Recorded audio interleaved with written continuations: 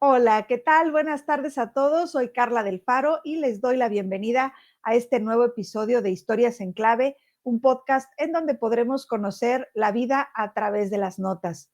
Y hoy tenemos el honor de conversar con un músico que ha hecho de la flauta su voz y su camino. Él es intérprete, docente, es miembro de la Orquesta Filarmónica del Sinsuni en Morelia. Su trayectoria lo ha llevado de la Ciudad de México a Kansas, Arizona, entre otros escenarios, aulas, proyectos que combinan arte, enseñanza, comunidad.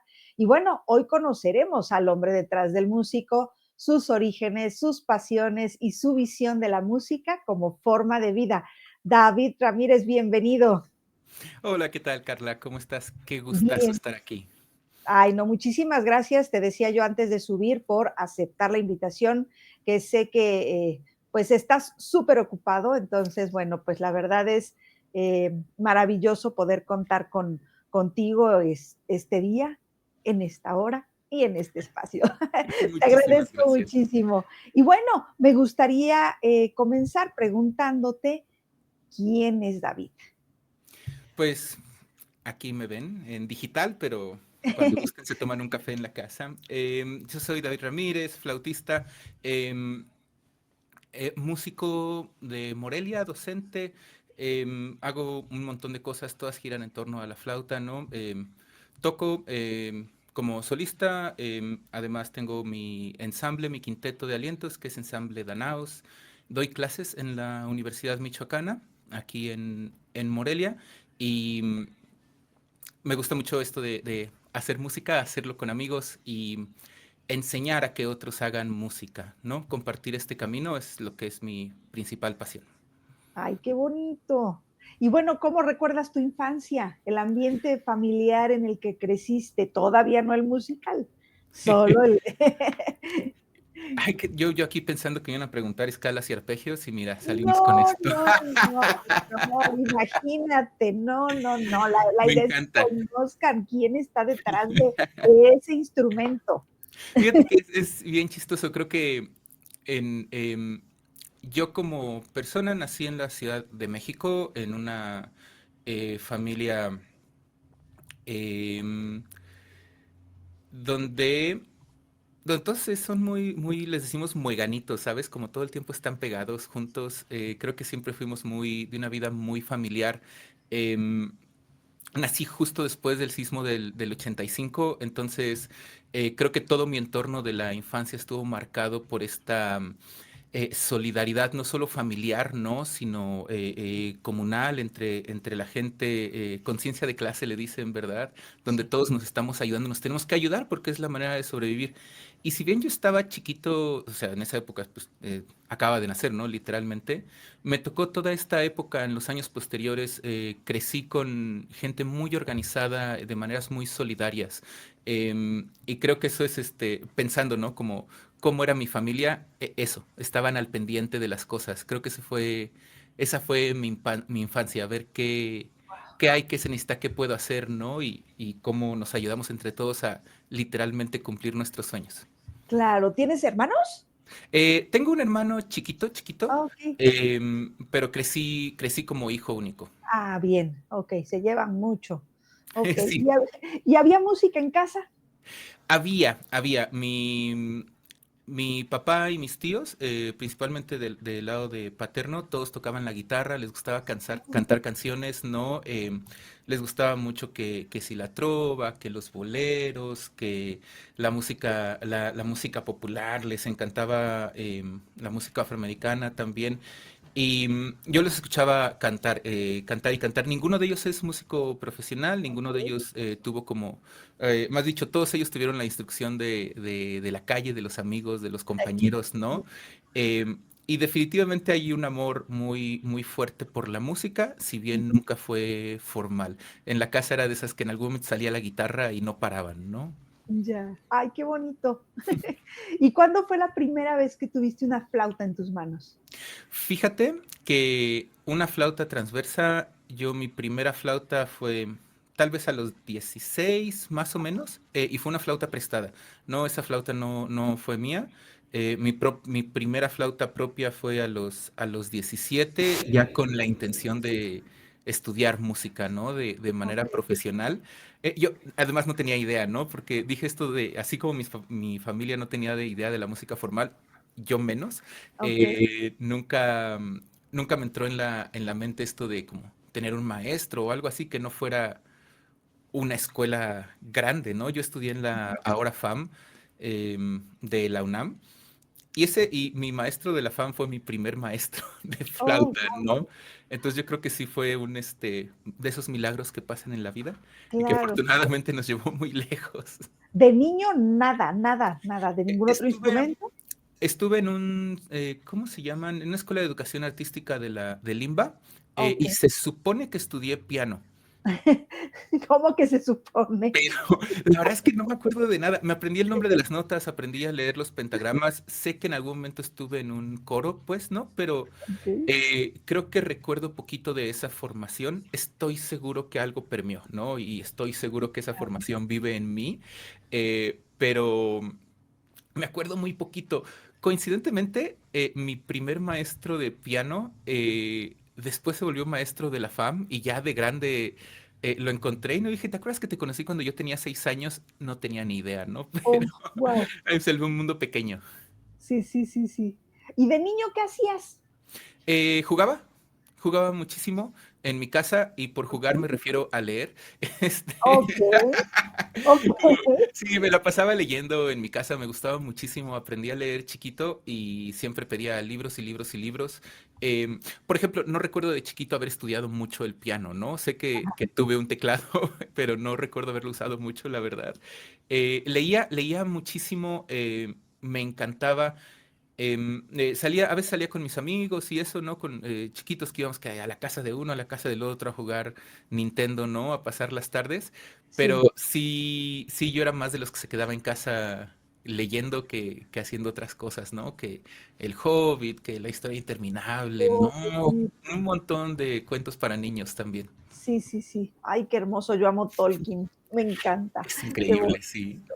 Oye, y bueno, llega la flauta, dices, entre 16 y 17 años. ¿Cómo llega y por qué dices, de aquí soy? Es, más o menos por esa época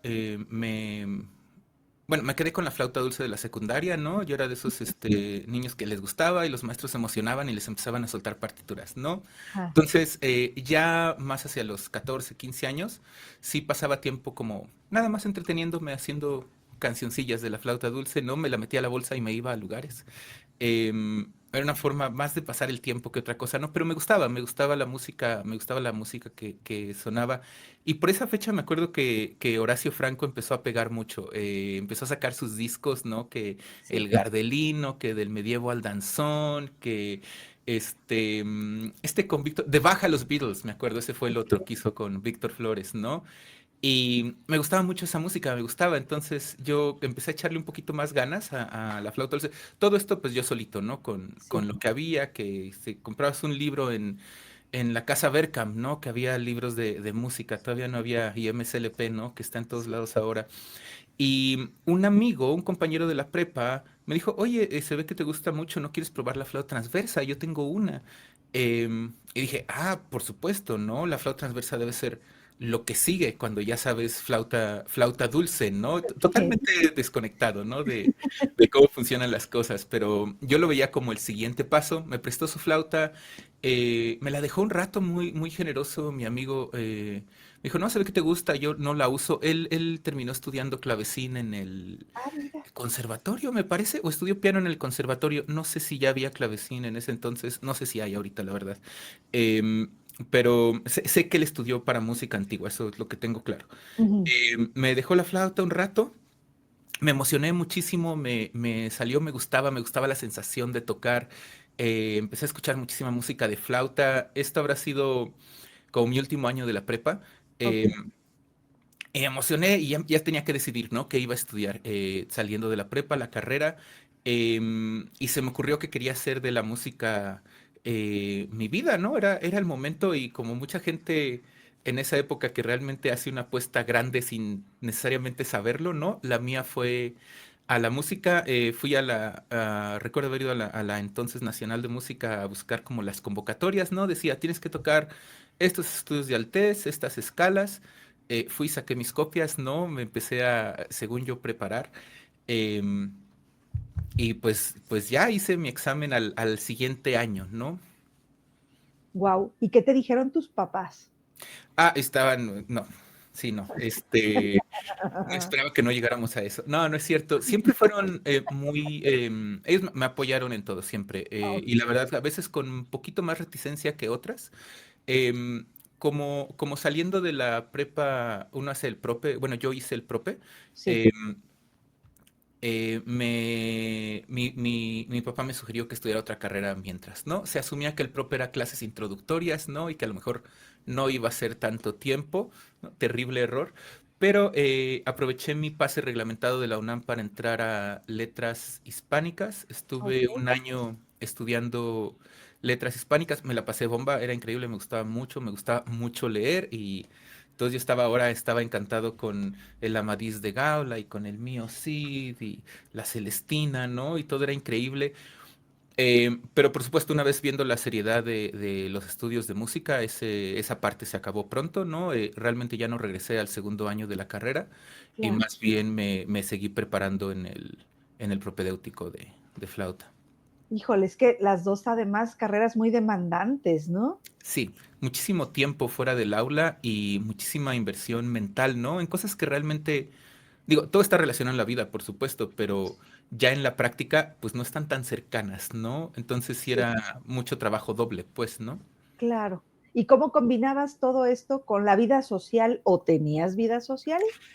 Sí, sí tenía, y eso fue una de las cosas que tuve que pensar en su momento. Si hay estudiantes escuchándonos, sepan que tienen que hacer todo. Fíjate que voy a decir ya de spoiler, es un chiste, pero que me gusta mucho, ¿no? Que dice algo así como, no, por supuesto, yo voy al gym, yo me alimento sano, cocino en casa, además atiendo a mi pareja, a mi familia, paseo a mis mascotas, tengo hobbies.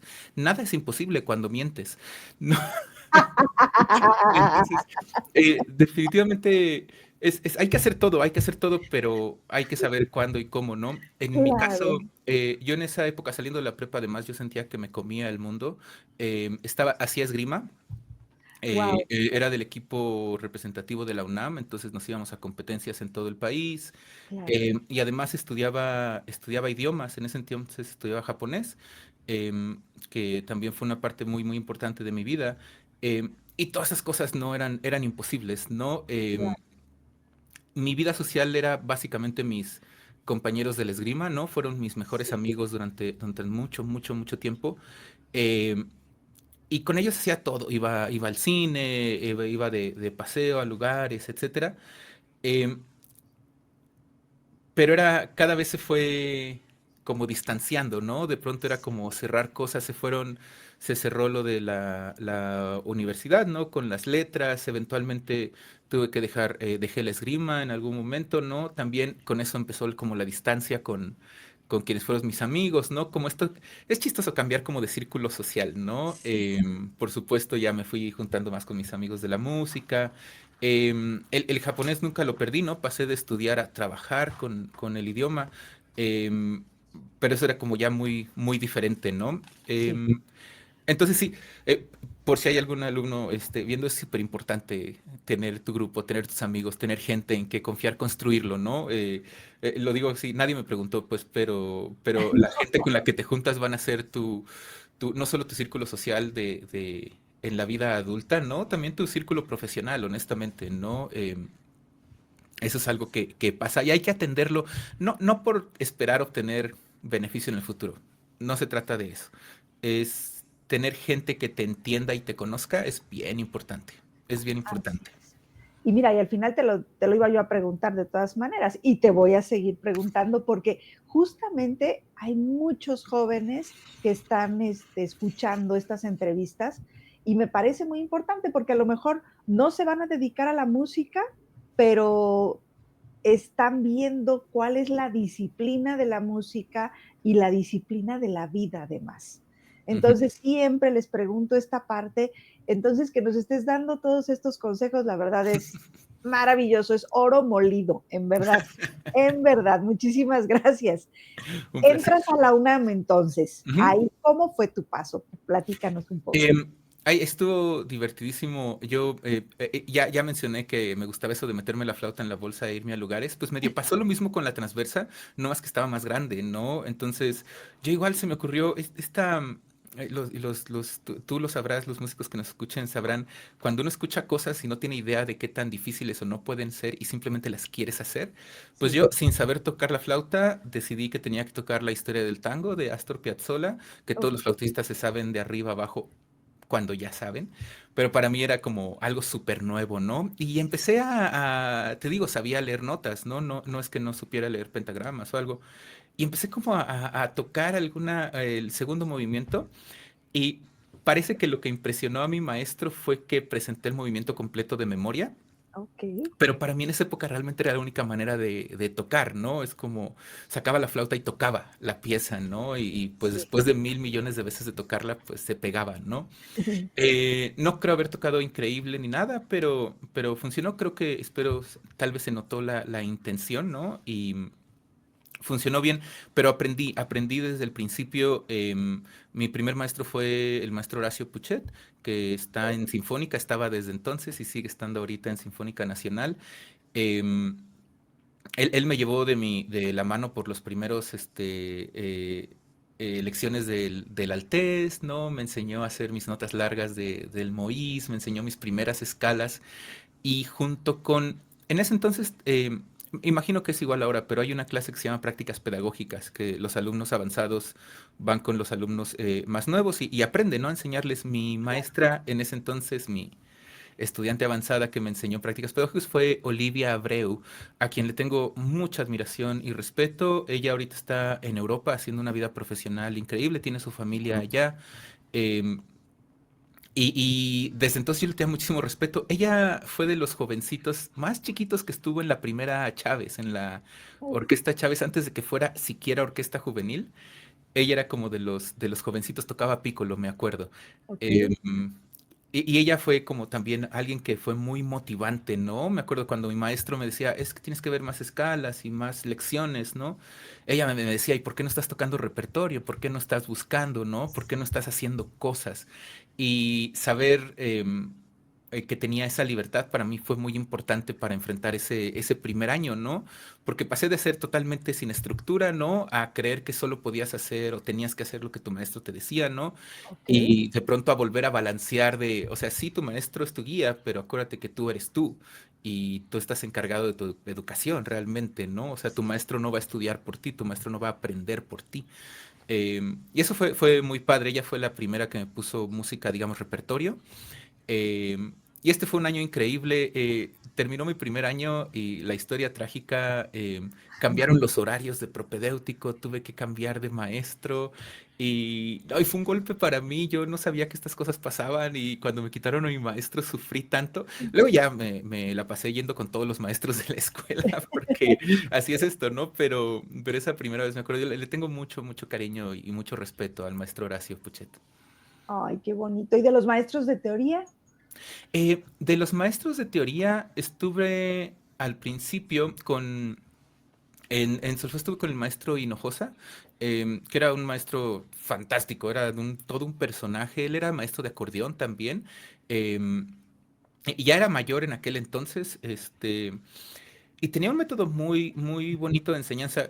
Cuidaba mucho a los alumnos, o sea, tenía grupos gigantescos y aún así tomaba el tiempo de ser muy, muy individualizado, ¿no? Con las cosas que hacía.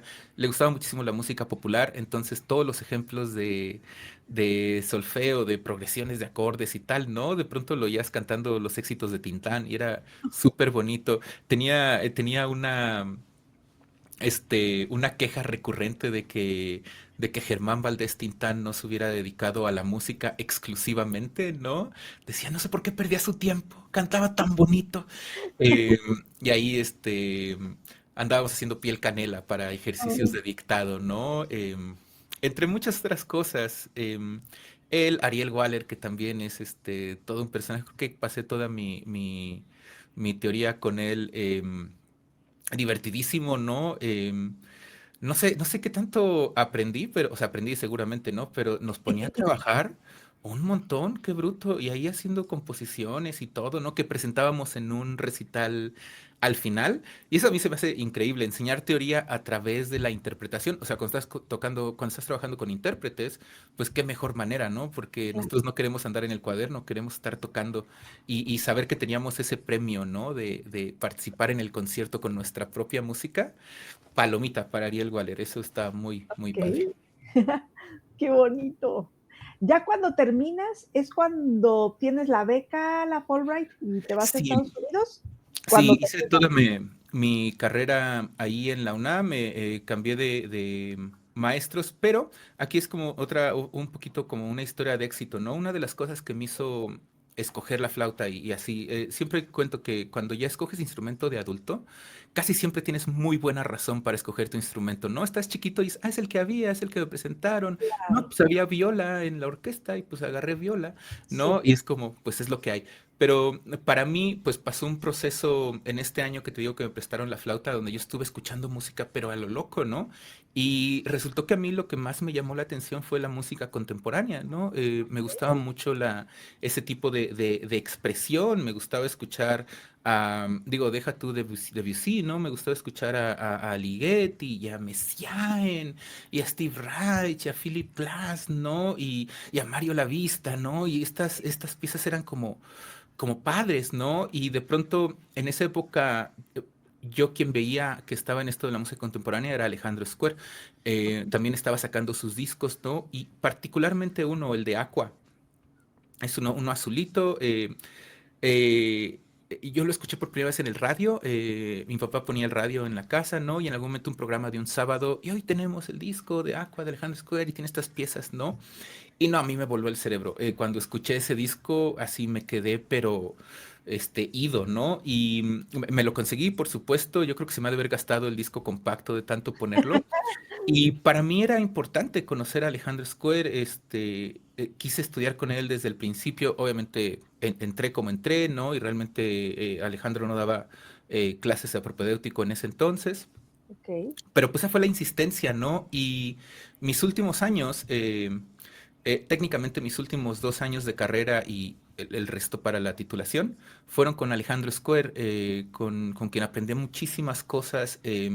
Otra vez de estas personas que me mostraron la importancia del motor, de la intención, de la dedicación, ¿no? Y de abrir las puertas, estén hechas o no, ¿no? Y si no hay puertas, hacerlas uno mismo. Creo que eso es como las lecciones más importantes. Y entre ello el Fulbright. Yo terminé mi licenciatura, me gradué con este formato de grabación de música mexicana inédita.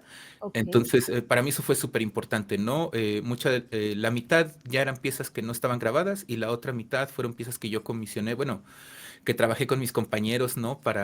Sí. Para mi ensamble de cámara. En aquel entonces era un cuarteto de flauta, oboe, contrabajo y clavecín, que además pues no había repertorio, ¿no? Entonces de las 3 piezas que había en el mundo, ahora hay 6, de nada. No, hice el disco y una mujer vino a estudiar el posgrado con Alejandro Square, que se llama Mary Elizabeth Thompson. Ella era estudiante en aquel entonces en Kansas, terminó el doctorado, vino a estudiar un postdoctorado, la conocimos, tal, se regresó. Cuando regresó, ella fue sustituto del maestro con el que ella estudió en Kansas, que Ok, estaba dejando la universidad en esa época. Y en lo que ella era maestra, me contactó y me dijo, David, ¿qué vas a hacer terminando? Y yo, pues, voy a tomar un par de años para ponerme al tiro, ¿no? Me gustaría mucho irme fuera al extranjero, ¿no? A estudiar. En ese tiempo apenas estaban empezando los posgrados en México, ¿no? El de interpretación de la veracruzana realmente es relativamente nuevo, ¿no? En la sí. UNAM apenas estaban empezando, ¿no? Y entonces yo me quería ir fuera, era como que de chiquito alguien me dijo que lo importante era tener un doctorado, ¿no? Y ahí va Sí. uno, persiguiendo los sueños. Y me dijo, mira, yo voy a estar de maestra, creo que serías un buen candidato, ¿no? Para la maestría. Entonces, pues habrías de anotarte, ¿no? Y yo todavía con esta inocencia de, no, pero es que yo quiero estudiar más, quiero llegar mejor preparado.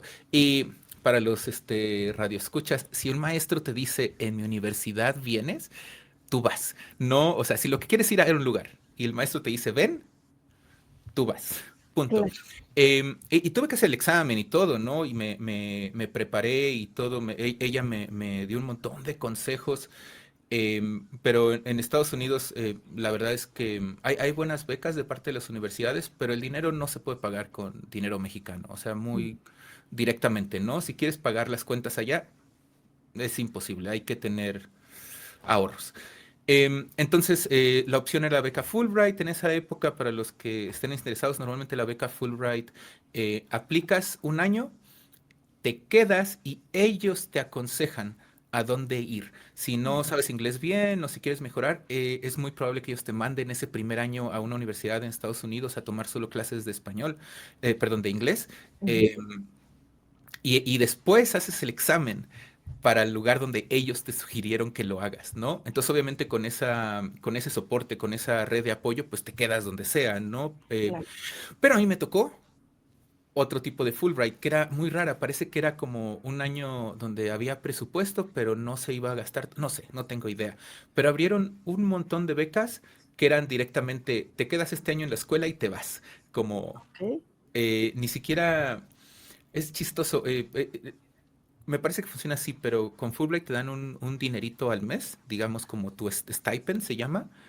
A mí me dieron todo el dinero de golpe al principio. Es un Fulbright súper raro, Ok. súper raro. Y además tuve que contenerme, ¿no? De, híjoles, ¿y si hago una vida nueva en Australia? Nos dicen, por favor, no hagan una vida nueva en Australia, ya nos ha pasado y quedan muy mal.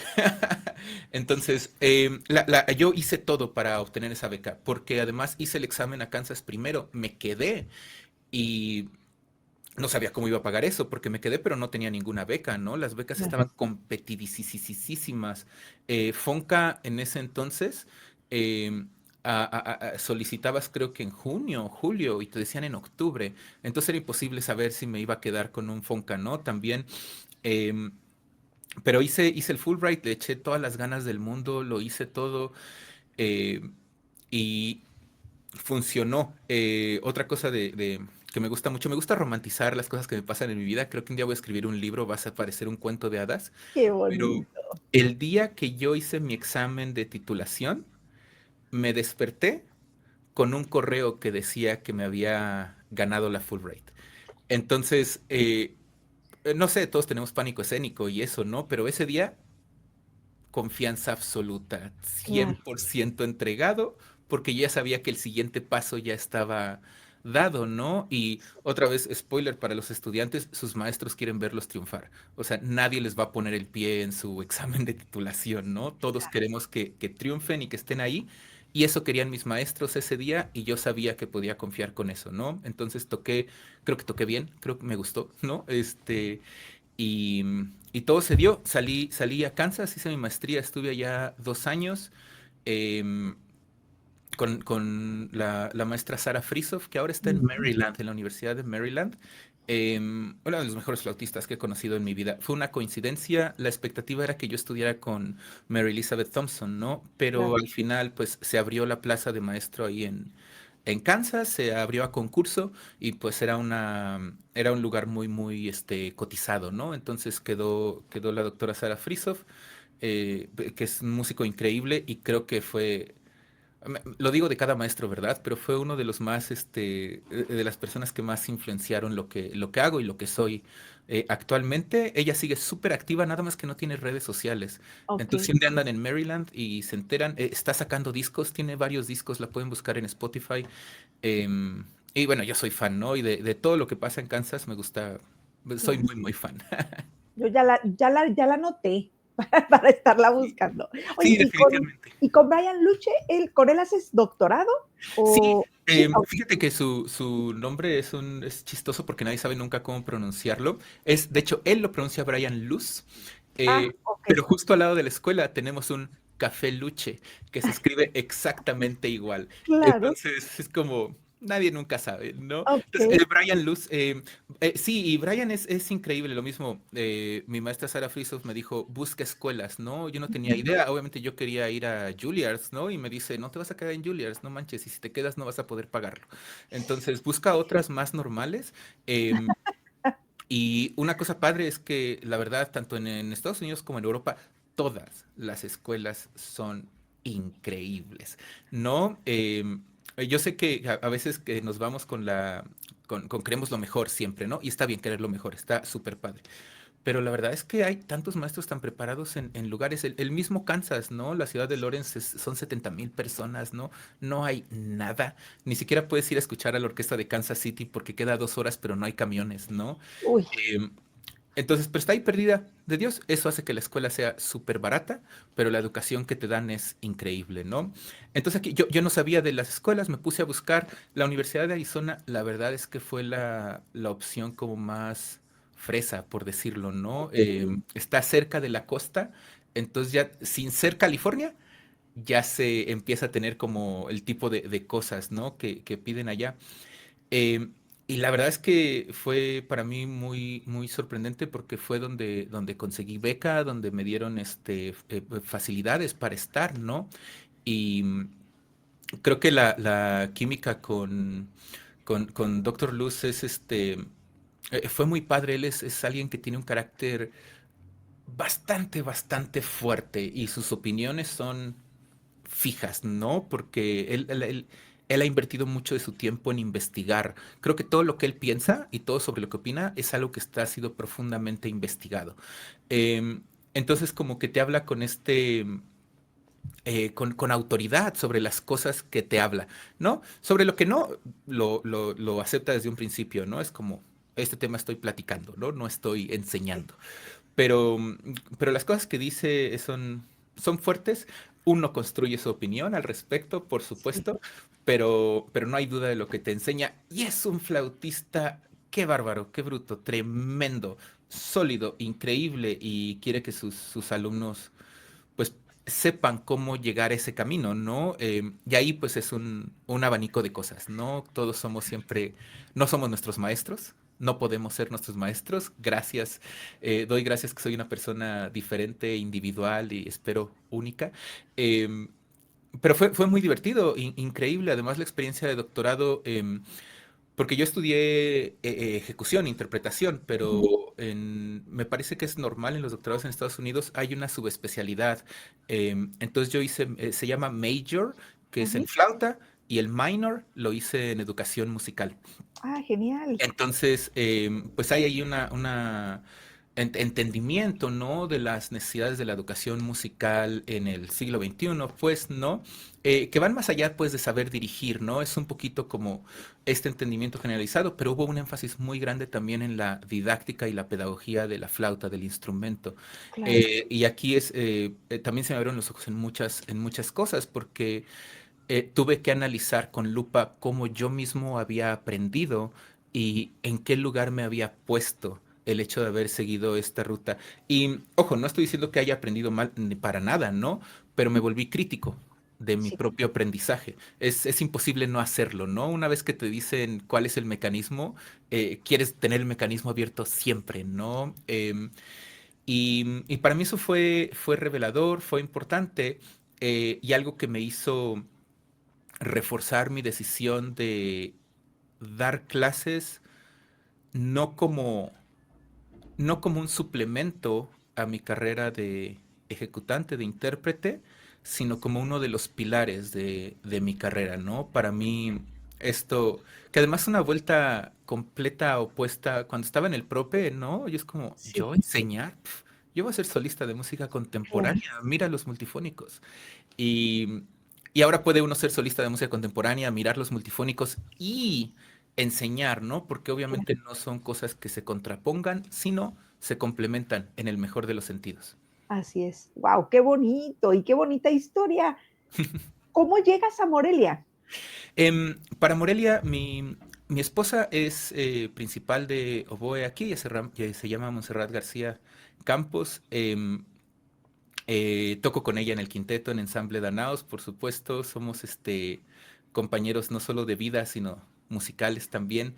Em, ya nos conocíamos desde antes, y en algún momento pues, nos separamos, ¿no? Ella se fue a Europa, yo me fui a Estados Unidos, pero hubo la oportunidad de que ella vino aquí a Morelia, se hizo principal de oboe y después de 2 años fue cuando yo me fui a Arizona.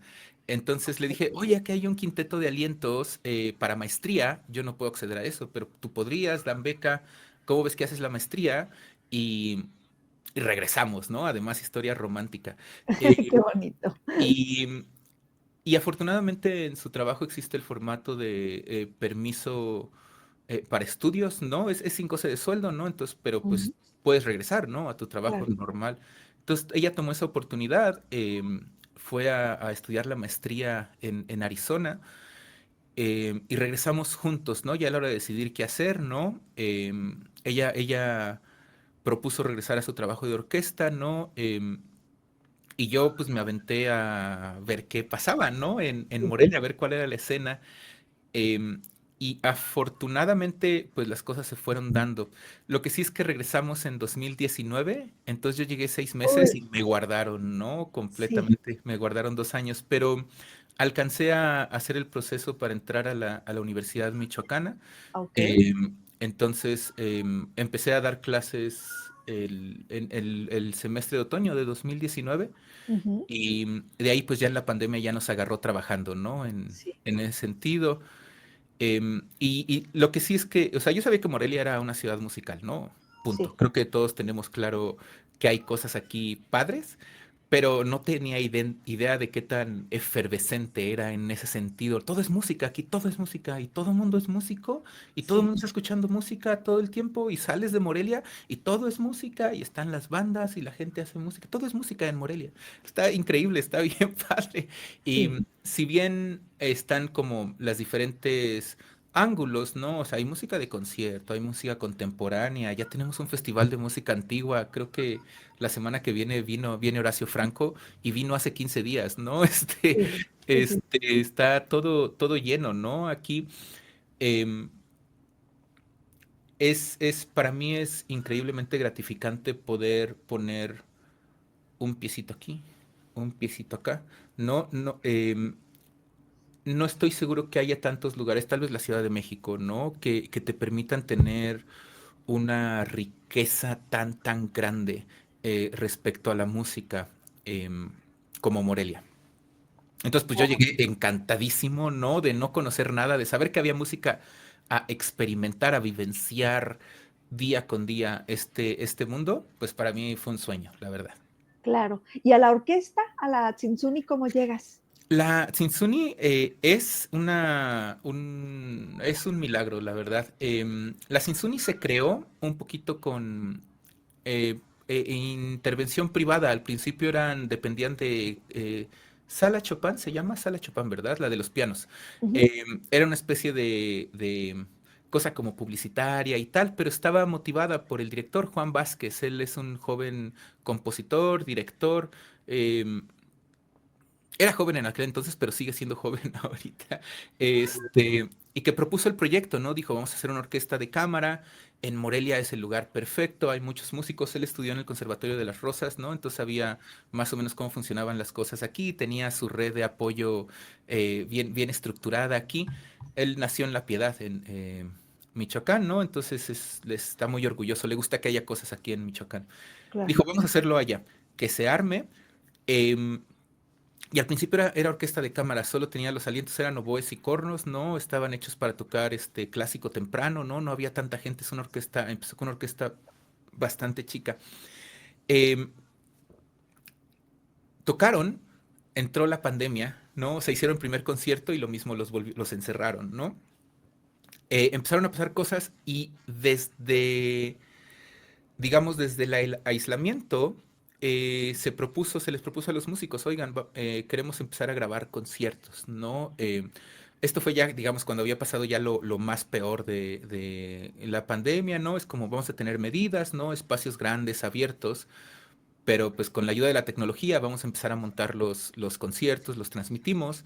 Se mantuvo a los músicos de la Sinsuni digamos, en la nómina, ¿no? Lo cual fue un gran gesto que no, pues lamentablemente no todos pudieron gozar en la pandemia, ¿no?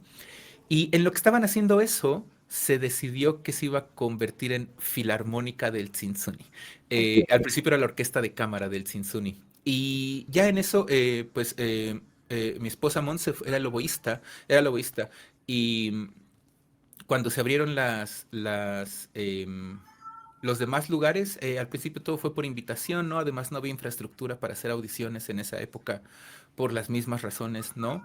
claro. Entonces, pues entré yo a la flauta como principal y de ahí en adelante todo fue increíble. Se hicieron unas pocas grabaciones, pero ya apenas pudimos regresar, apenas se levantaron las restricciones. Empezamos durísimo, teníamos creo una programación de cada 2 semanas, pero pues a veces la rueda de la fortuna sube y a veces baja, ¿no? En algún momento los fondos privados como cambiaron de mano, cambió el tipo de cosas que había ahí, ¿no? Y ya no se pudo mantener la orquesta con la frecuencia que tiene. Actualmente está en un estado como de eh, durmiente. Regresamos en el verano. Este verano pasado tuvimos un concierto que fue además increíble, ¿no? Casa llena. Morelia ama a sus orquestas, adora a sus orquestas. Entonces teníamos ahí el Palacio Municipal a reventar.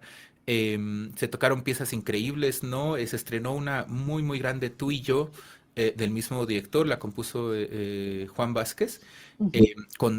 con soprano y orquesta, ¿no? Una pieza gigantesca, ahí está en YouTube, la pueden buscar facilísimo.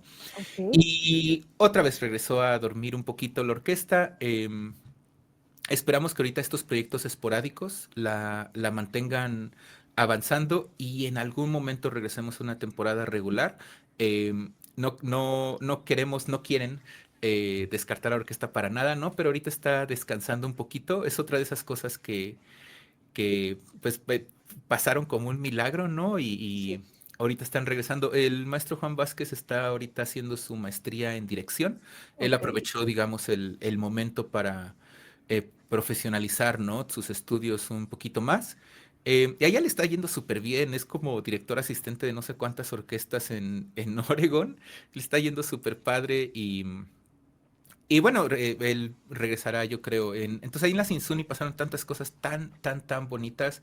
Además siempre había un ambiente de cordialidad muy padre. Yo creo que el hecho de estar cómodos en un lugar, en una orquesta, estar contentos, pues ayuda mucho, ¿no? Yo creo que muchos lo veíamos como más que solo un trabajo, ¿no? Sino un, Claro. un lugar para poner nuestra visión artística, aún desde el atril, pues.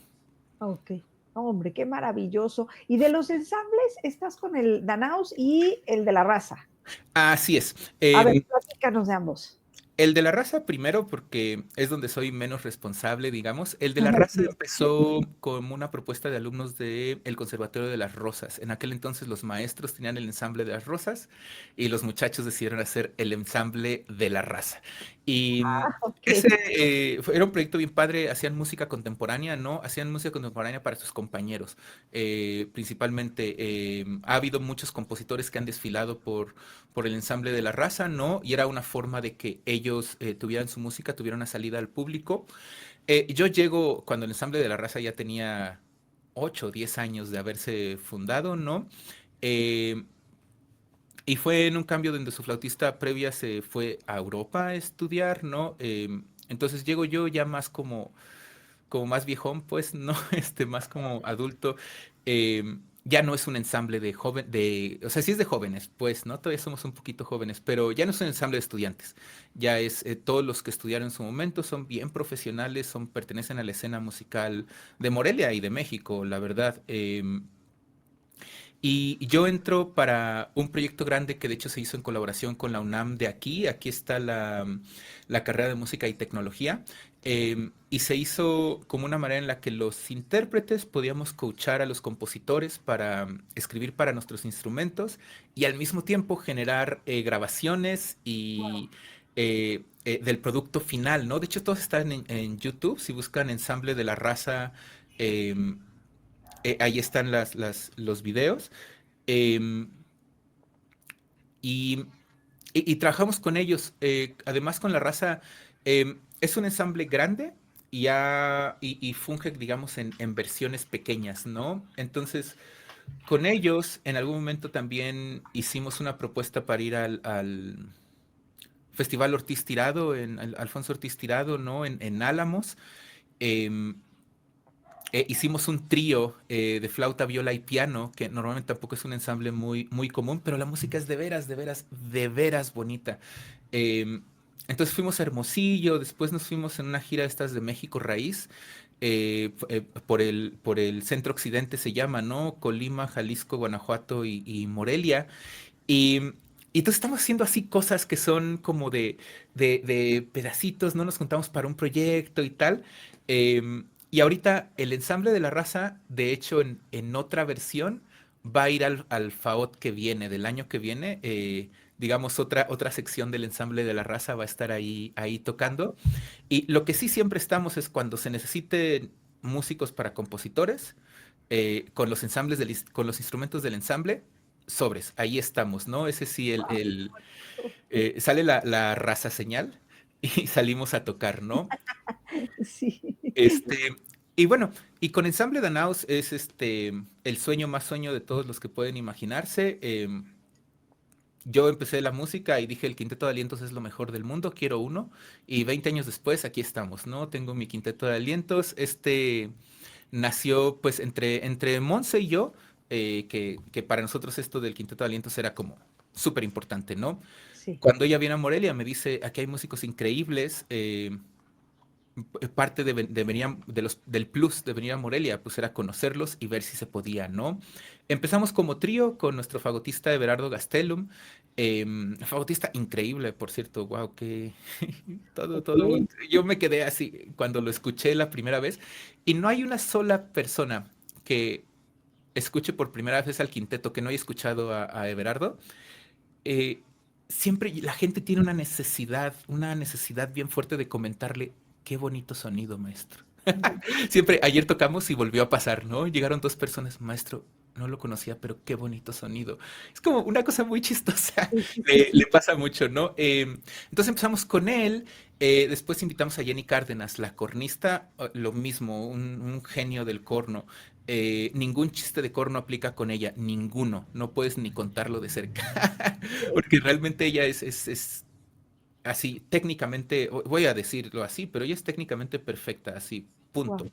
Y musicalmente súper comprometida, ¿no? Entonces yo de pronto estoy rodeado de esta gente increíble y pienso, tenemos que hacer un ensamble, por supuesto, ¿no? Pero Sí. no teníamos clarinete. Entonces empezamos en aquel entonces así como cuarteto, hicimos un montón de cosas, de conciertos. em, Después llegó a Morelia un clarinetista de aquí que estaba estudiando en Europa, en Holanda, me parece, Jair. Em, entonces, y Jair vino.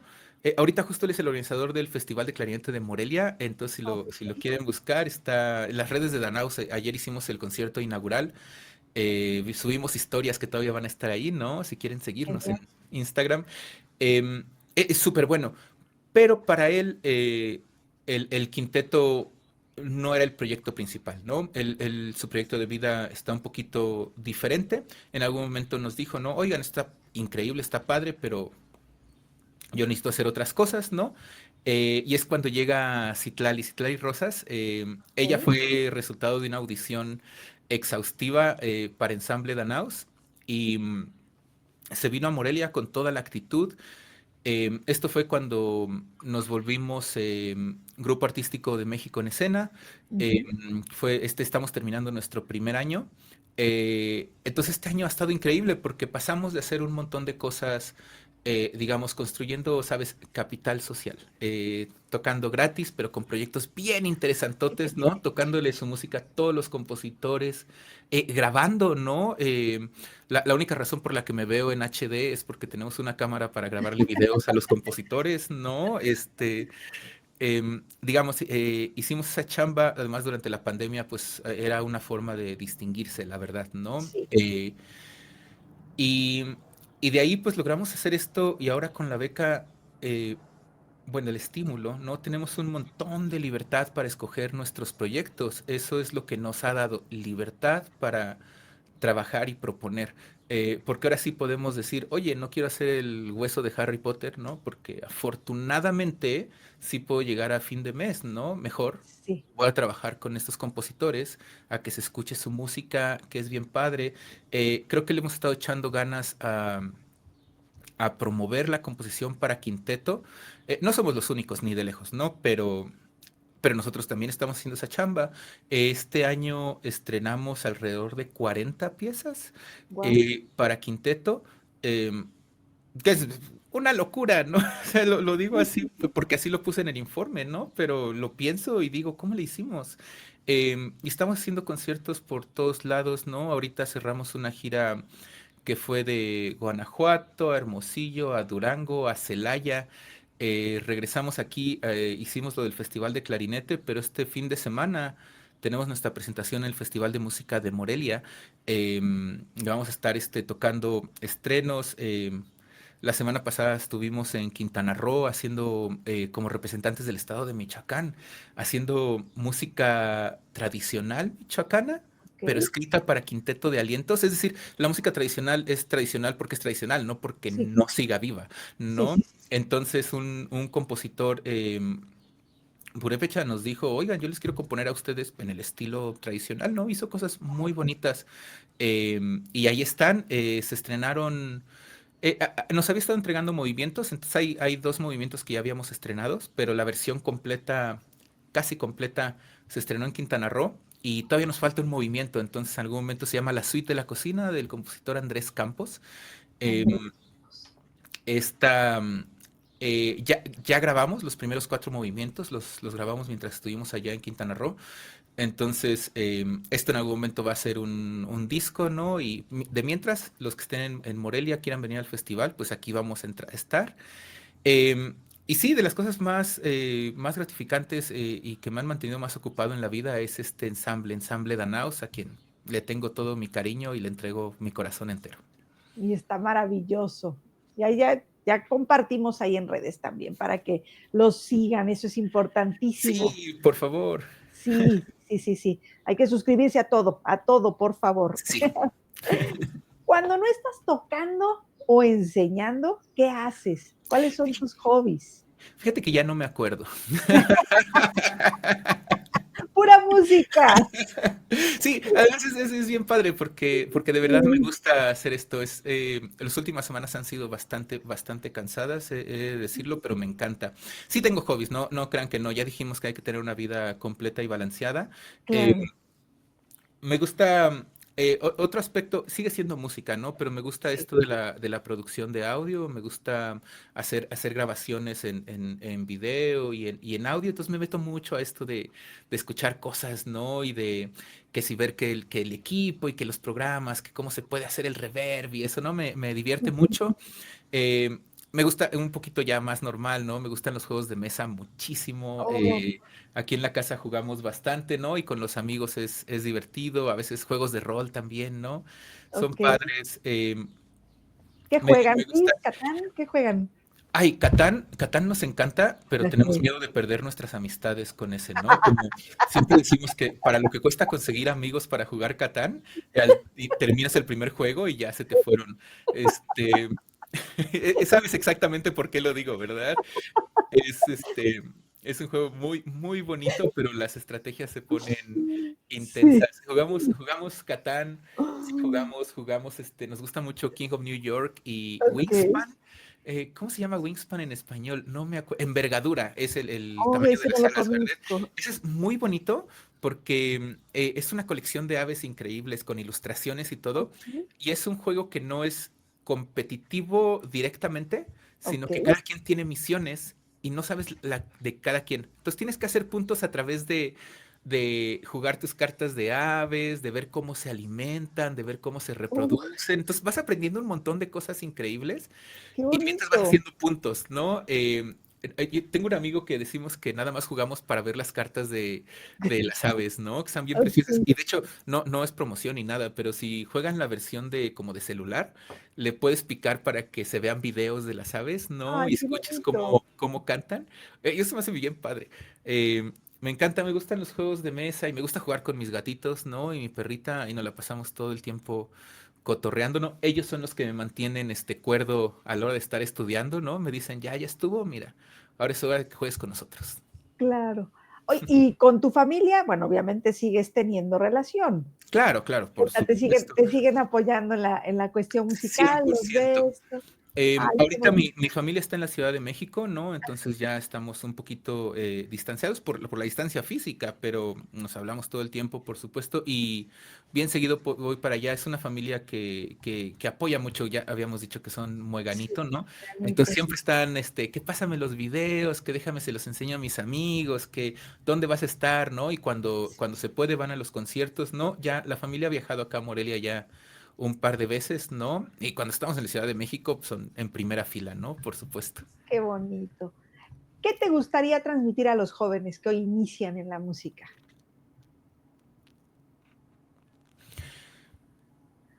No creo, voy a decirlo así un poquito fuerte, pero no creo que las personas tengan una necesidad exclusiva de música, pero creo que la gente tiene necesidades artísticas. Y Ok. llenar esas necesidades artísticas con música es bien, bien bonito. Saber que eso pasa, que hay que... Yo quiero que la gente haga música siempre. Eso me encanta. Me gusta que la gente esté en el mundo de la música. Pero ser tan egocéntricos como para creer que es la única manera de hacer arte, se me hace pues demasiada presunción. Ok. El arte es un mundo gigantesco y se nutre a sí mismo. La música es bien padre, pero músicos, vean pinturas, vean arquitectura, vean películas, escuchen música que no creen que no es música, así es, está padre.